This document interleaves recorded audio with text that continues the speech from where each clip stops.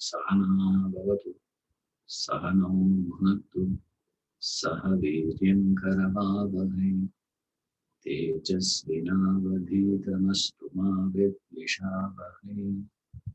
Om Shanti Shanti Shanti.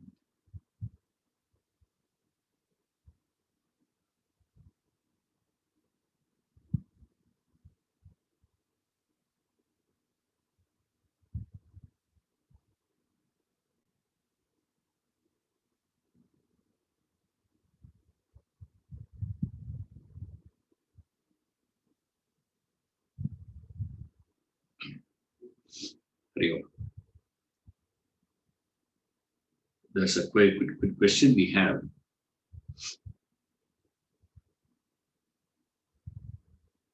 Due to rapid increase in pandemic, some sadhus decided to depart from recent Kumbh Mela around middle of April 2021. Good. However, some other sadhus insisted that they cannot depart without completing the most important snanam in the end April. Okay. So, okay. What is the significance of Kumbh Mela? Significance of taking baths on different dates. 3. Significance of last snanam in end April.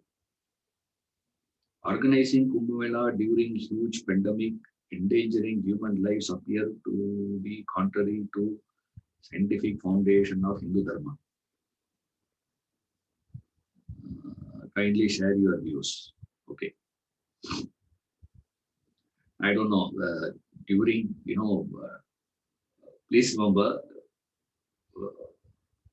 now what I'm going to be telling may not be, appealing to most people in the world. They will get offended also. Right. Now, endangering human lives, if you want to protect yourself, you sit inside the house. Full stop. Right. Now, the problem here is we have converted all these spiritual disciplines into a sort of celebration, into a sort of, the congregations where we just have to go and do the, things. That's not the main purpose there, actually. Therefore, it appears like that. If I were to be in the administrative position, first thing I will say is don't do. Right. Now, whatever you are, your spiritual sadhana and all those things have to be coming secondary. Primary thing we have to do is follow the laws of the land. That is the primary thing. Now, after that, you do whatever you want. Or else, don't be part of the society. Get out of the society. If you are not going to be part of the society at all, then you don't have to follow the rules. So long as we say that we are going to be part of the society, then our business is to follow the rules there. Right? So from there, it is a very different thing. Now, that's not my answer. Okay, this is mine.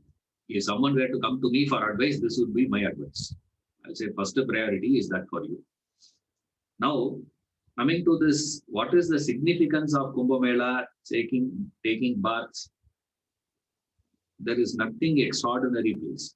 Don't start giving some mystical things to this bath. It is as good as taking bath every day.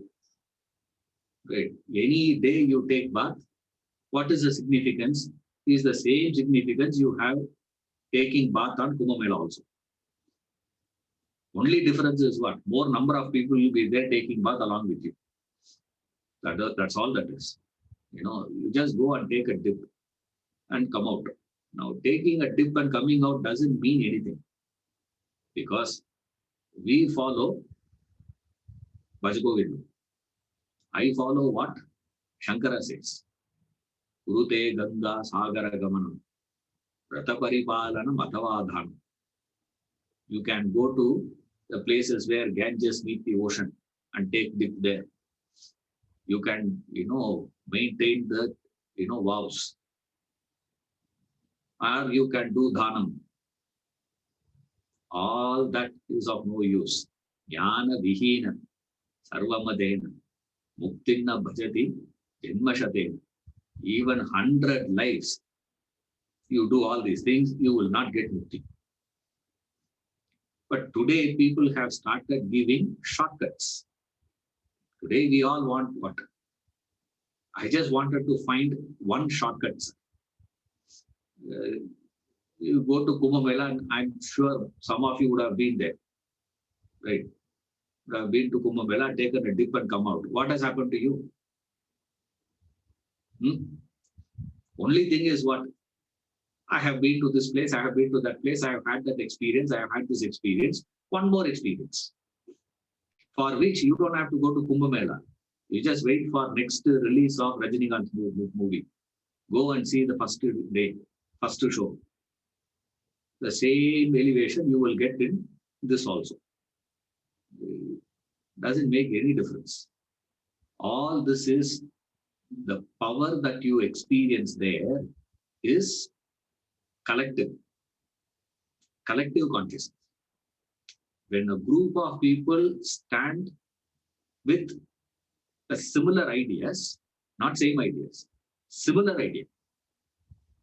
Because for that word mukti, in our Indian system of philosophies, there are 33 definitions we have for mukti. The meaning for mukti has 33 meanings it has. Right. Now you mean to say all those people coming to Kumbh Mela are going to have that same meaning, same thought. It's not going to be doing like that. But then there was a time when people were doing it. It's one of the oldest one. We don't even know, because they say even that the Chinese visitor, I don't know, I think Yuan Swan or someone had referred to Kumbh Mela. In his writings, what he has experienced. So, which means during that time there are people coming, means even before that it must have been happening. So for how long that has been happening, we don't know. History of that, I don't know. But generally, what does that mean, sir? There are 4 places that Mela happens. Kumbh Mela. There's Allahabad, Ujjaini, Haridwar, and this 4 places. Then Godavari. These are the 4 places, where the meeting points. Meeting point is mostly it will be 3 rivers meeting point, and there's some meeting point should be there. Now, how they calculate that is based on this astronomical calculations. Wherever that positioning of Jupiter and Surya, Guru and Surya, these 2 were to be meeting at that point. And Moon, Buddha also. So Buddha, Guru and Surya. When these 3 meet in that point, that is a period of Kumbh Mela. Why that point? The Puranic story gives that location. The location is this. Period is decided by the meeting of the 3, and location is fixed. Fixed location is these 4 places. Why these 4 places is because during that, when this Amrita Matanan happened, I suppose you're all aware of that story, where these people wanted to get that extract Amrita. So they were churning the ocean. And Amrita came finally. When that Amrita Kalasa came out, these 2 fellows started fighting with each other. Right? Maybe the capping was not so perfect. Packaging is not perfect, it seems. So when they were shaking that Kalasa, the few drops of Amrita spilled in 4 places. 4 drops spilled. that 4 drops fell in those 4 places. So whenever these 3 planetary positions were to come together in that point, is considered to be very conducive for your spiritual efforts. Why? Because it's a significance. It's to do with the Jyotisha Shastra. In that Shastra, moon represents your mind. Sun represents Brahman, self. Guru, Jupiter, represents Dharma or Shastras. Wherever there is a meeting point, wherever there is a chance of these 2 coming together, spiritual evolution will happen. Now we can understand.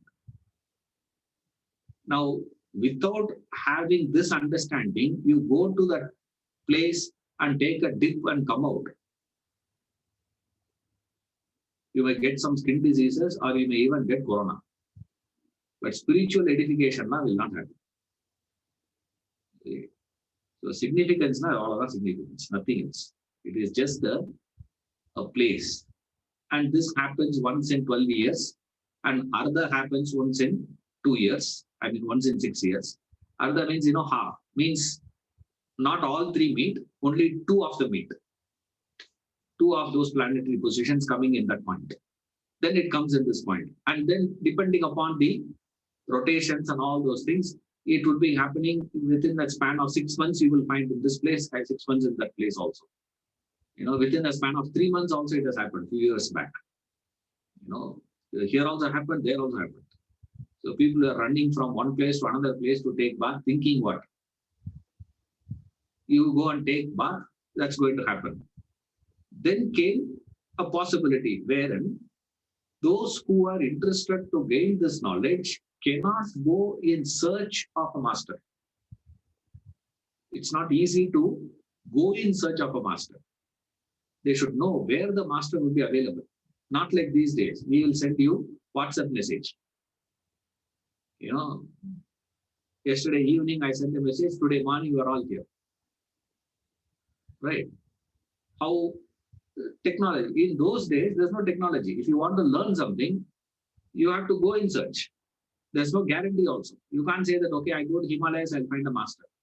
It's not easy to locate a fellow in that jungle, risking your life.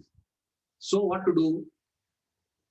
All these people knew one thing, that is, these masters will be available in this period, in this place. Therefore, even the common people started going in, approaching those masters to gain knowledge, learn from them. Those people will be available there. Therefore, they were reaching to that place. Common man. Now, there is neither common man has that knowledge, nor that it's just more of a show. I have also been to Kumbh Mela. That's all it is. I have also been to Manasarovar. I have also been to Vatican. I have also been to Mecca, Medina. I say better go to Egypt. That's the right place for you. Mummies. You can see yourself there. No difference. It's just, I have also seen, I have also experienced, I have also done. Now, over a period of time, that became sort of a shortcut. And people started using that as an excellent, wherever there is more and more gathering happens, automatically other things will start appearing. Commercial, this, that, everything started happening. Like I was telling, Akshay Tritiya yesterday. Right. These people started, instead of giving away gold, these guys convinced the entire country that Akshay Tritiya day you are supposed to be buying gold. You are supposed to be doing dhanam, gold dhana should be given. Silver dhanam should be given. Instead of gold and silver to be given in dhanam on that day, the marketing strategy of these people convinced us to be accumulating gold. You know, instead of leaving, possessing had become a norm. That's why it has no, as far as we are concerned, there's no significance. And in terms of asking, during this pandemic, is it okay to organize? It is not that few group of people said, okay, all of you come. No invitation was sent to anybody. It's not like, at least I have sent an invitation to you people. Today we have a class. Those who are interested come. There is no invitation being sent from any government or any particular organization. There's nobody is getting, giving invitation to them. It happens during that period. Whoever comes, comes. Since people gather there, government has to take precautionary measures, provide certain things. Also, that gives an excellent opportunity for certain business transactions as well. Like few years back, one fellow was asking me, one man has told, we are told that we have been not having child for a long period, it's been over about 10 years, we have not had child. So one person has told us, we should go for various temples. If you go to all those temples, you will get a child. What should we do? I said, please go. Not that you'll get a child because of that. When they go, what they will do, they will buy one archana, for offerings. They'll buy. One fellow's life will be taken care of. So 15 temples they visit, 15 fellows' life, at least one meal they have ensured. Something will happen economics. That's about it. Nothing is going to happen to this person by that. It doesn't work that way. But we all believe in that, that all that we have to do is just go to that place. This is one and all. Otherwise, we have no idea in terms of, beyond that, I don't know anything about Kumbh Mela. All that my understanding of Kumbh Mela is only this much. I don't even know whether it is right or wrong. Okay. But I know these 2 points. The location is those 4 places that is connected to that Amrita Mathanam, and the time is fixed based on the planetary positioning of these 3, ones, the Surya, Buddha, and Guru. So wherever these 2 were meeting, they become so powerful. When Surya and Guru, when they come together in a place, it's so powerful. All other grahas gets, become, sort of observant to it. So it's a most conducive period, most conducive time for us to do it. And since we go to that place is supposed to have tasted this Amrita. So let us also go there. That is why a lot of people say your ailments will go away. You will get youthhood. You will get this one. You will get that one. All those things is because it is connected to that drop of Amrita that fell in that place. That's about it. Okay. Now coming to the topic we have is symbolism. I'm about to say Sanatana. I forgot what topic we are doing. Symbolism.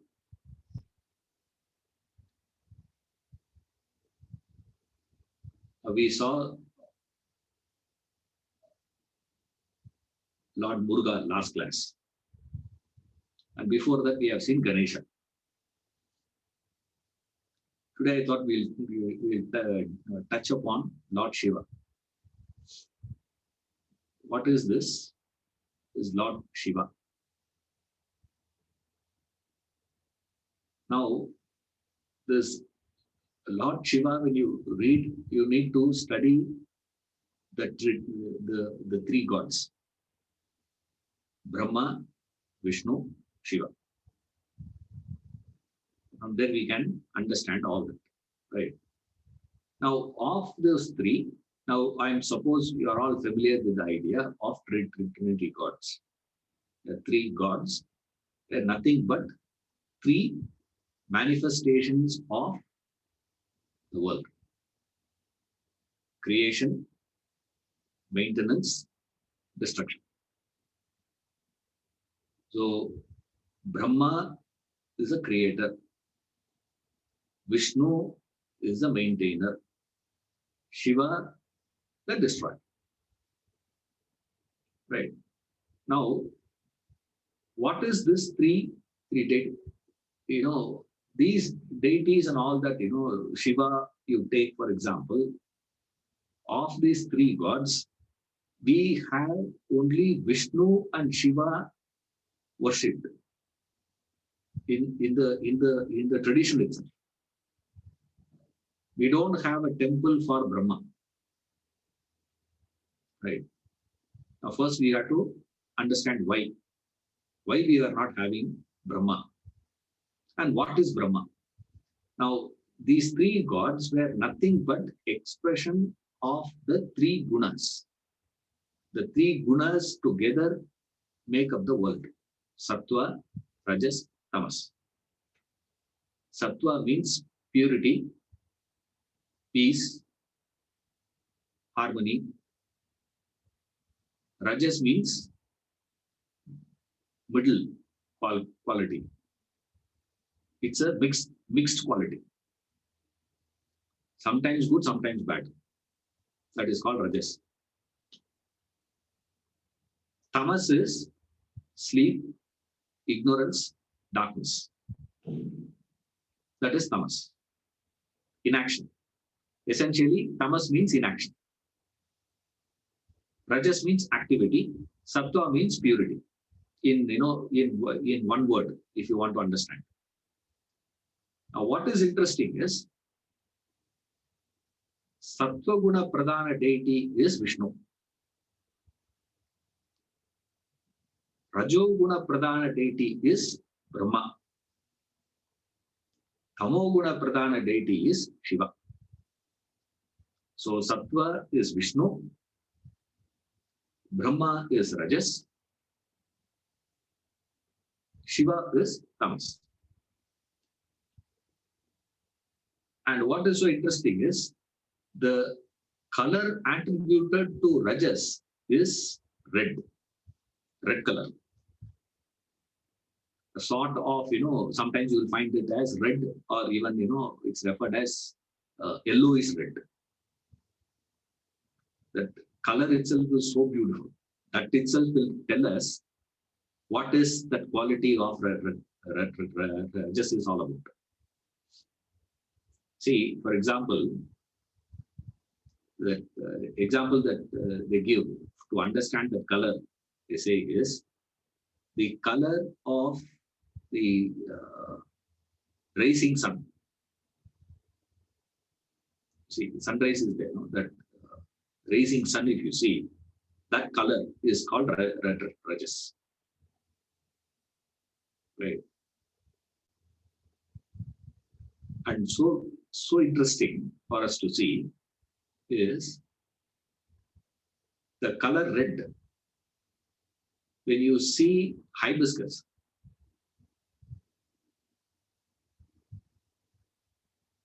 red, that is also red, okay, color. Blood is also red in color. When you see hibiscus red, what happens to you? When you see red color blood, what happens to you?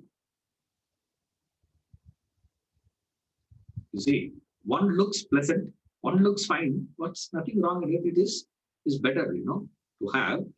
At the same time, that same red were to come in the form of blood, it is, some of them faint, seeing that red, blood, they faint. I don't know how these doctors, get acclimatized to that. You have to get acclimatized. There's no other choice. Every day they have to see blood. How they manage.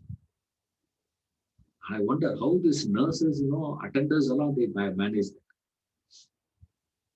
It's unbelievable. But to a common man, you see, he sees red, they faint. But you show them hibiscus, they don't faint. That is what Rajas is.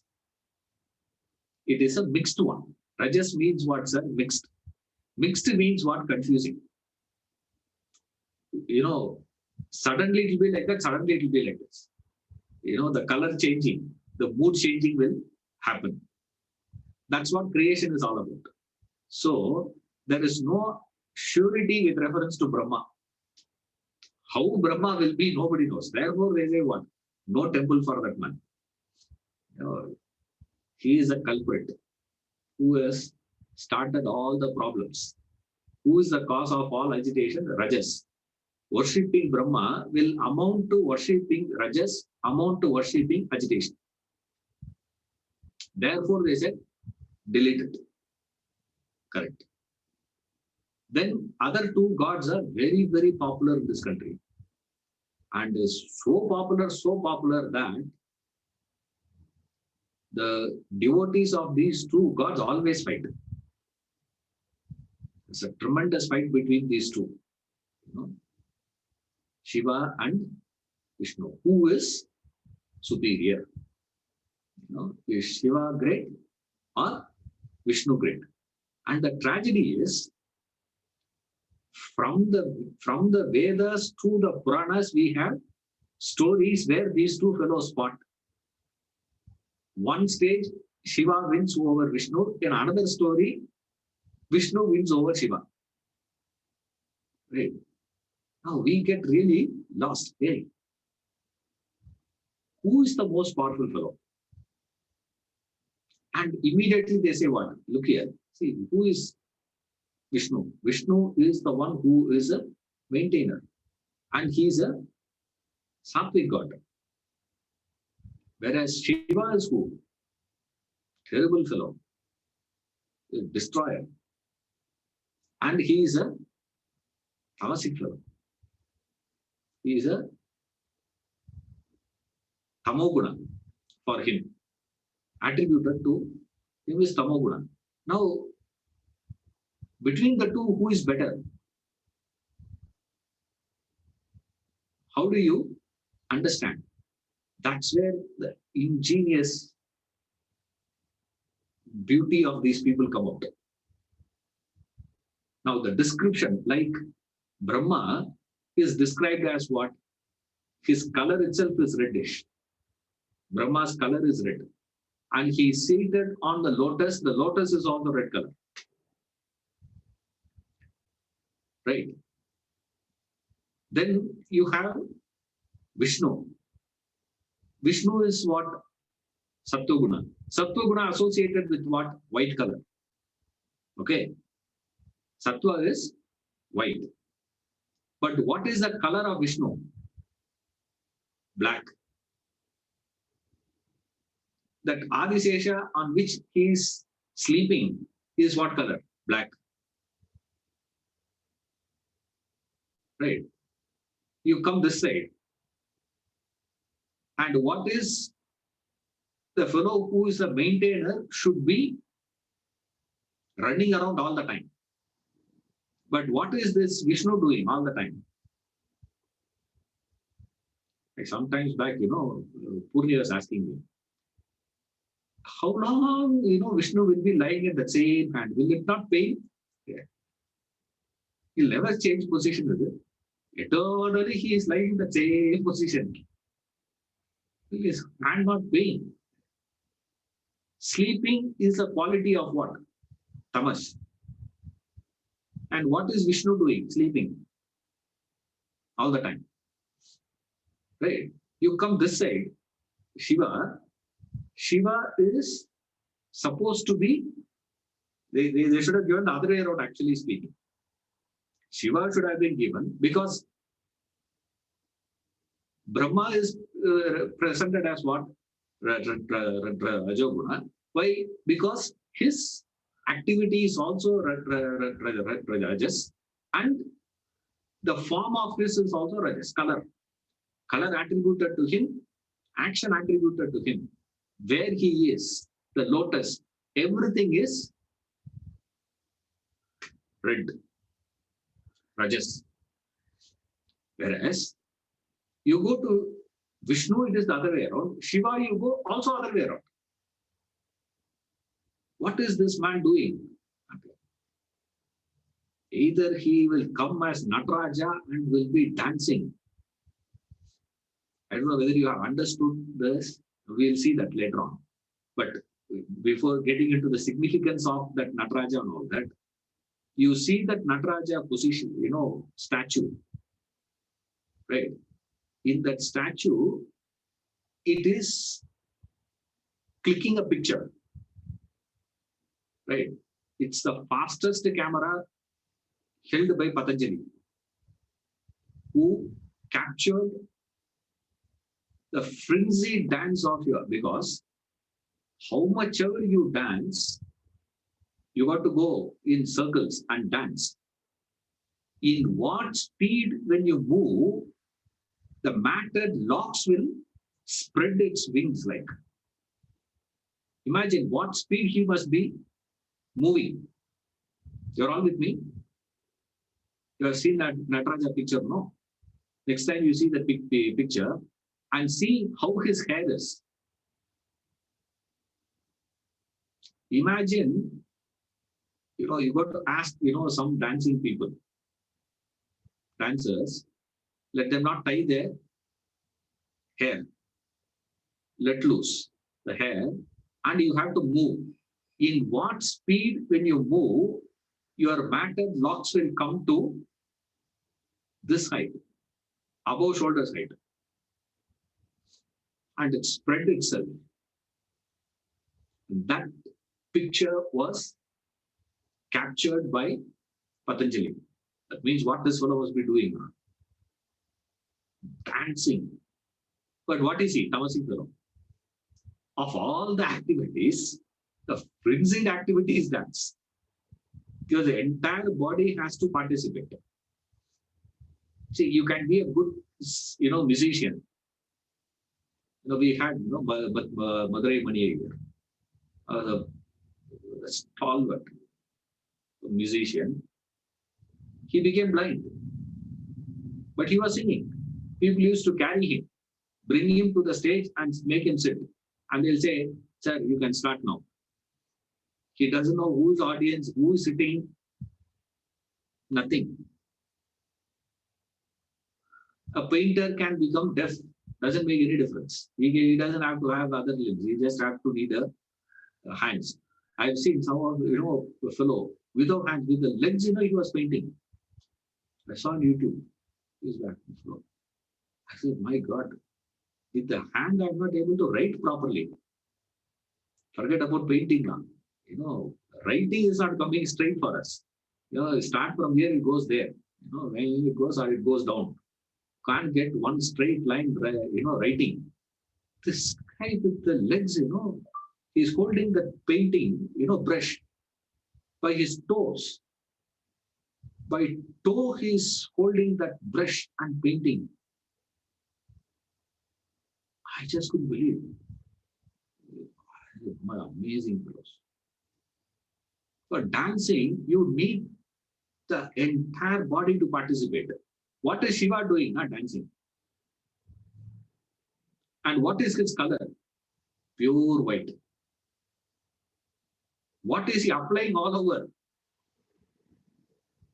Ashes. White. Where is he? Himalayas. Snow peak. How is that, sir? White. Everything is white about this fellow. But what is he? Tamo Guna Pradhana deity he is. Everything is black about Vishnu. But what is he? Sleeping all the time. Where is he? That is also black. He is lying on the serpent. That is also black. Black serpent, black color fellow. What is he doing? Sleeping. But what is he? Very sattvic man. Either you give as contradicting, you should give contradicting to all three. If you say together, you should be presenting also like the same one. Then how they should have presented is, Shiva must be presented as a dark fellow, sleeping all the time in a dark place. And Vishnu should be presented as a person who is white, with white everything about him. Active, sattvic, dynamism. That is sattvic, sir. No, it is presented the other way around. That this is where how much of application goes into creating these things comes in. You see, just that contrast gives us the understanding of what? Don't go by the expressions. Don't go by how it is appearing. Go beyond that manifestations. Go beyond all that. Go beyond this idea of what is the principle of Shiva, what is the principle of Vishnu, what is that? This three gunas is the form of Vishnu is tamasic. But the quality of him, the guna of him, the rupa is tamas for Vishnu. The form is tamas. But the guna of him is sattva. Exact opposite for Shiva.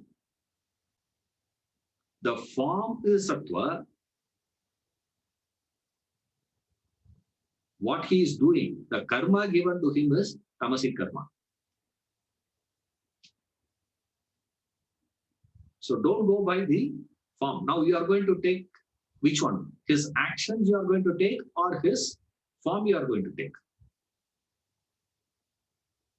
The form is different. Action is different. The form for Shiva is tamas, but his action, I'm sorry, the other way around. The form of Shiva is sattvic. Karma for him, tamasic. Same way, the form of Vishnu is tamasic, whereas his action is sattvic, protection, maintenance. He is a protector. Amazing ones. But in that also they bring in one union. How do you reconcile these two people, sir? Reconciliation is look into the possessions of these two fellows. What does Shiva have? Ashes.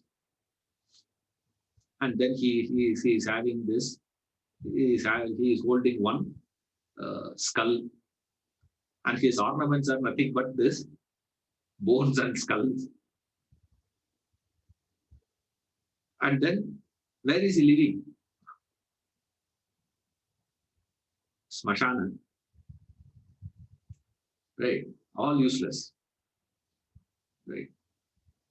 Same way you go to Vishnu, what all he has?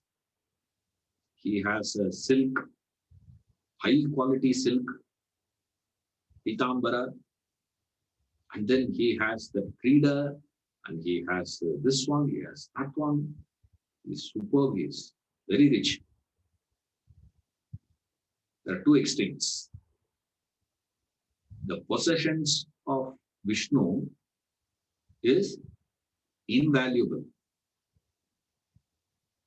Possessions of Shiva, valueless.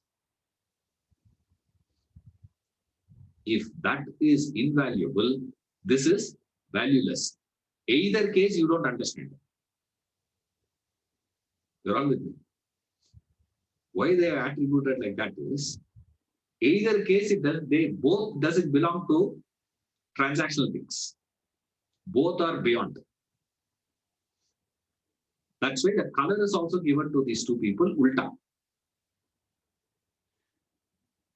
See, the color that is visible to all of us, color scheme, colors if you take, the colors we all say is what? This light has 7 colors, they say, no, the rainbow colors, Iberic colors.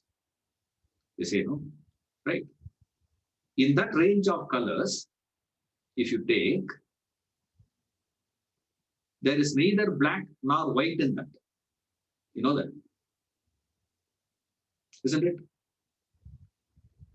Colorful world. World is colorful. Of that colorful, the brightest one is red. That is why in all the signals they used red color to be stopping. You know that? Why they used red color to represent stop? Because green, if you don't see properly, that's okay. Doesn't matter. Right? But red is the most dangerous one. You know, you have to stop. When you are supposed to stop, you have to stop. If you don't stop, what will happen? I'm supposed to stop the class by 9 o'clock. If I don't stop the class by 9 o'clock, what you will do? Huh? One by one you leave, right? This 20 will become 18, 18 will become 15, 15 will become 5. And then if I don't stop, what will happen? 5 will become 2. It will never become 1. It will become 2. Why? I will be there and that Vedanta Institute 1 will be open. Those 2 will be there. That's all. Otherwise, what? Nothing will be there. You got to stop. So red color is used. Colorful world is there. But this white and black don't belong to that category. They are beyond. Both are beyond. Both are beyond needs to be communicated to us very carefully. Therefore, what they did was they kept the whole thing ulta. For a sattvic karma, tamasic form. For a tamasic karma, sattvic form. Total confusion. Only when you are confused that way, only when you are given very many stories of conflicting things, fighting with each other, then a lot of people ask, this question. Sir, if you say both are of same expression of same Brahman, then why are they fighting?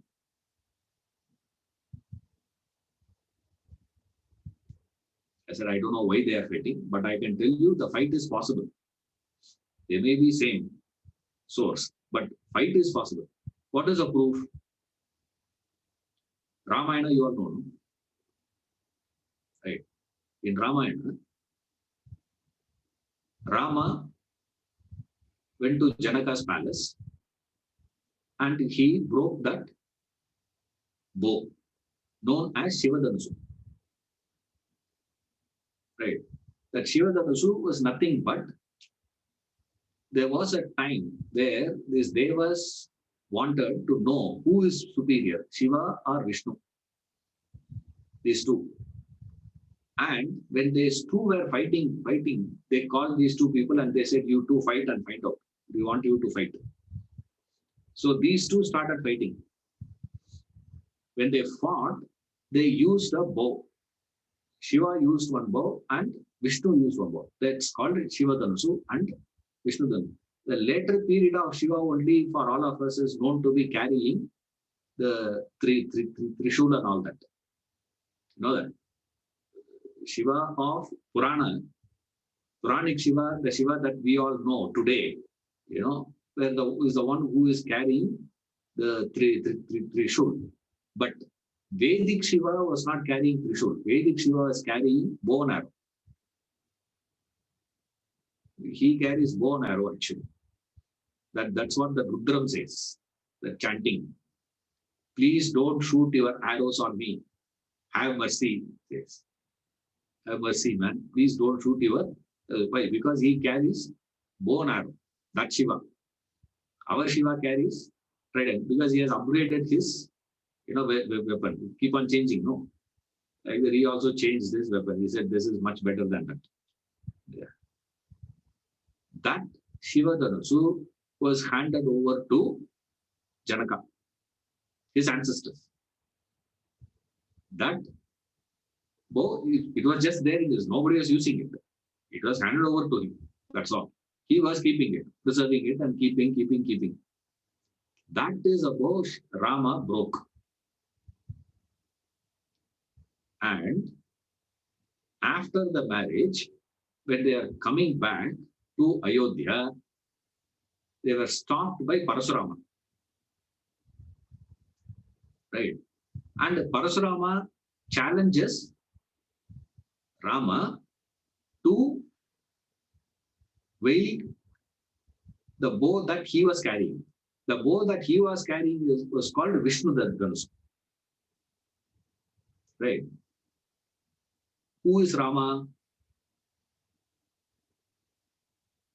Avatar of Vishnu.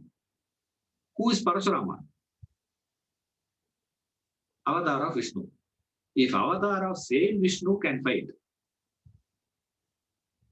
with each other, why not same expression of Brahman in the form of Shiva, in the form of Vishnu fight with each other, worship each other, do this. That is why they have a fascinating system here. You would have seen Shiva in very many forms. One of the fascinating form of Shiva is Ardhanarishwara. You see, half man and half woman. Okay? Keep that in mind. Now come to the other side. There is another form of Shiva is also there. Right?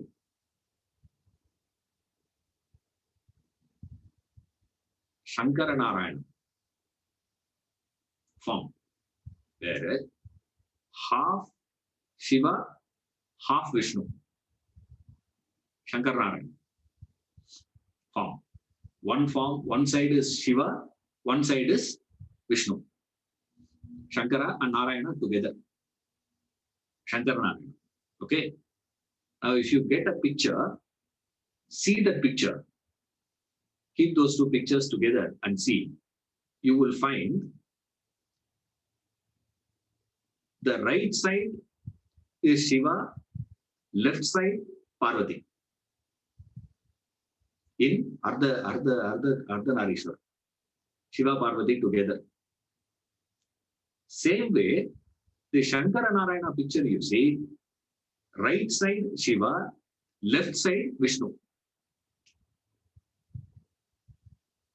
Right? Right side Shiva constant. Left side varies. Between one time it is Parvati, Shakti, or other time it is Vishnu, Narayana. Very interesting form. And why they kept it like that?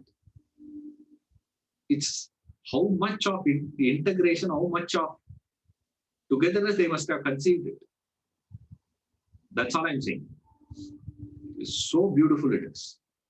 Fitting in, with all aspects. Narayana and Parvati or Shakti, they are supposed to be brother sister. So they are same. Therefore, both were given in the same position of left side. They didn't even change that. What is Narayana? Narayana is Parvati represents matter. Okay. That is what the Vedic statement also. Sarvam Vishnumayam Jagat. This entire Jagat. What is Jagat? Jagat is nothing but matter, world. The entire world is Vishwam Vishnur Vashatkaro is how Vishnu Sahasranama starts. The starting point of Vishnu Sahasranama, first thing we say is what? Whole Vishnu, the entire world is Vishnu. Matter is Parvati. That consciousness that enlivening that matter is Shiva Tattva. And for the transactional world, what you can see, what you can deal with is Vishnu. Therefore, what they did say, Parvati and Vishnu are very similar. Therefore, both were put in the place of left. Both were represented as this. That's why if you go to this Madurai temple, Meenakshi temple, you would see a picture there. Beautiful picture of Meenakshi Sundareswara marriage picture, marriage album. You can see there. In that marriage album, you will find who is giving Meenakshi's hands to Shiva will be Vishnu. Why? Because he is the brother of her. Therefore, what does it say? So interesting to see how they conceive all these things and fit everything into this and leave it at that. And because of all these things, if you don't read them in that particular light, it is very easy for you to misrepresent everything and give a perverted meaning for the whole thing. I have seen people interpreting Sasta. No, there's another child of Shiva. Shiva had 3 kids: Ganesha, Subramanya, and Sasta. Oh, fascinating one. This Sasta is called Ayyappan. There's a Abrimala deity. He is Sasta. He is Ayyappan. He is a product of who? Shiva as father, Vishnu in the form of Mohini, lady. And I've seen people interpreting it as, 2 men produced 1 child. You lose the entire context. You lose the context. Now you can't say no. Why? Because Vishnu is a man, Shiva is a man. Actually, there was a temple. I'm just trying to recollect the name of the temple. There's actually a temple in Kerala, one of the Ayyappan temples, Shasta temple. You would have seen that position of the yogic position of Shasta. All the temples, he is in the same position, squatting, a particular squat. He sits. That's how he is. In one temple, it appeared that Shasta's idol suddenly turned into seating position, but keeping hand on his nose. He's just keeping it on his nose. And nobody could understand what had happened, why it is like this. So they didn't know what to do. So they went and reported to the king. And the king came along with his group of, people, means ministers and, the gurus and everyone came along with him. Then they said, sir, we found out that it will come back to its original position only if someone can explain why he is like this. Why is Shastra sitting like that? So each one started giving interpretations. Right. There, one man came and each one started giving interpretations in their own ways. No, nothing happened.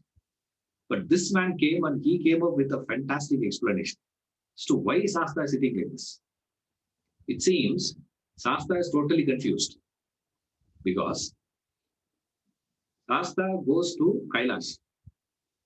When he goes to Kailash, he sees Shiva sitting there. When he sees Shiva, how he will call Shiva? Father. Next to Shiva, Parvati is sitting. What he called father's wife? Mother. He will do pranams to both. He will call father, he will call mother, and my pranams to both of you and go. From there, he will go straight to Vaikuntha. He goes. When he goes there, he sees Vishnu. Who is Vishnu to him? Mother. Along with Vishnu, Lakshmi is sitting there. Now, this child Ayyappa is confused because father's any wife need not be, directly by, my biological, wife. Mother only it should be called as mother. Any number of wives he has, all of them should be called as mother only. Right, no problem. Now here, this problem was there only for Lord Ayyappa because mother had a wife. Right. Now, what is the relationship you will call? In English, we don't have this problem. In English, father, mother. Apart from father, mother, everyone else is what? Uncle, aunt, cousin, niece. That's all. Problem solved. But not here. For everything, we have one name. Now, he is totally not, the child is confused, it seems. That's why he is sitting like that. Because what is the relationship between me and Mahalakshmi now? What should I call her? I can't call her mother. Now you can't say mother, that you can't philosophize and say, all women are mothers for me. I'm not talking that is. But in reality, what is the relationship? That he is confused. He says. Now, this Shiva and Vishnu, the Trinity, these gods, their forms, their gunas, their karma. Their guna, their karma, what they do, their form, all that is so variable and is so interesting that these two gods, Vishnu and Shiva, for both of them, I'm only saying how they are both similar. What is the dissimilarity between them and what is the similarity between them? Right. Another thing so interesting about these two is you go to any temple, the deities will be facing either north, east, sometimes west. North very rare. You will find sometimes, mostly east, north, sometimes west also. No gods will be facing south. South faced, no gods. But what is so interesting is this for Vaishnavites and the Shaivite. If you refer temple, I'm going to temple, When a Shaivite says, I am going to temple, they mean only one temple. When a Vaishnavite says, I am going to a temple, they mean only one temple. You can have thousands of temples for Shiva. There can be thousands of temples for Vishnu, Narayana. But without specifying which temple they are going, I am going to temple. When they say, they mean only one. For all Vaishnavites, temple means Srirangam. Right? Similarly, for all Shaivites, temple means Chidambaram. Chidambaram temple alone is considered as just a temple. They don't need to qualify. All other temples needs to be qualified. Without any qualification, you say temple, it means Chidambaram for Shaivites. For Vaishnavites, it is Srirangam. What is so interesting is, both the deities, Ranganatha of Srirangam as well as Nataraja of Chidambaram, both are facing south. Very peculiar. Dakshinamurti, another form of Shiva. We'll see one by one, as we go along. I'll explain one by one, various forms of Shiva, what are the, uniqueness about those things. Dakshinamurti also faces to south. So interesting to see. South, you may be wondering, what is south, south, south? South is the direction of Yama. The south is the direction of Yama. So that's why we don't, keep south. Yeah, south means you are welcoming Yama. You don't even look in the direction. South, you don't even look in that. You move. Get out of the place.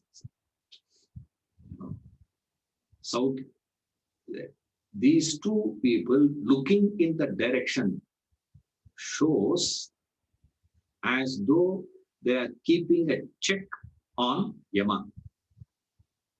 Face to face, they are looking at Yama. When they look at Yama, automatically what will happen to him?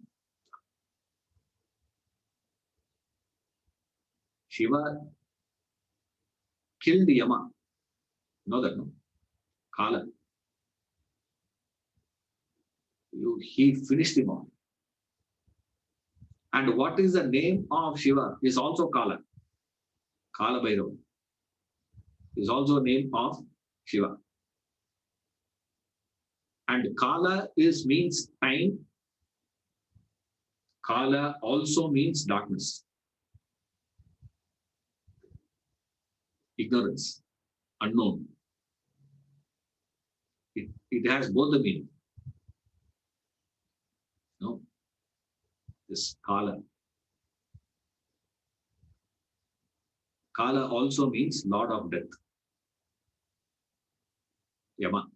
South is the place of Yama. Yamaguri is there. So when you die, you go in the direction of south. They will be carried there. They carry you. If they carry, if Shiva, Vishnu people were to be taking, they'll take you towards north. Because their abode is in the north. So who's going to be carrying you after death defines the whole thing. If Yamadutas were to carry you, they'll take you to their place. If Shiva's Bhutaganas were to come, or Vishnu's attendants were to come, if they take you in the north direction, opposite direction. Because their place is here. This place is there. That is the, Uttarayana, the Dakshinayana, and all those things there. So Shiva means the pure consciousness. The pure consciousness mixed with matter. Alone, there is a possibility of life. Alone, Shiva, there is no life. Alone matter, there's no life. That is why Shiva is wedded to Parvati, matter, Purusha and Prakriti, Kshara and Akshara, Shiva and Shakti. That Shakti, this Prakriti is what is referred as Uma. Uma means Prakriti. It's a daughter of Himavan, the king of Himalayas. She is the one. Because the karma job given to Shiva, what is his job? Destruction. He has the power of destruction. The destructive power to manifest, it needs matter. Without a matter, power of destruction is not possible to manifest. Now we can't say power of destruction is very bad. That's why the question beginning, a person was asking, in this pandemic period, people were all dying. Destruction is law of nature. Nothing can be done. In that constant destruction alone, things gets maintained and created. If destruction is not happening, neither creation possible nor maintenance possible. It is part and parcel of life. Creation, maintenance, and destructions are together one. To signify that only, they created a god by name Dattatreya. They are not three different things. Don't think Shiva is different, Brahma is different, Vishnu is different. They are not different. They are all same. Together it was conceived as Dattatreya, who is three heads in one form, in one body. Shiva, Vishnu, and Brahma together. So Lord Shiva is referred as the god of destruction in the Trinity.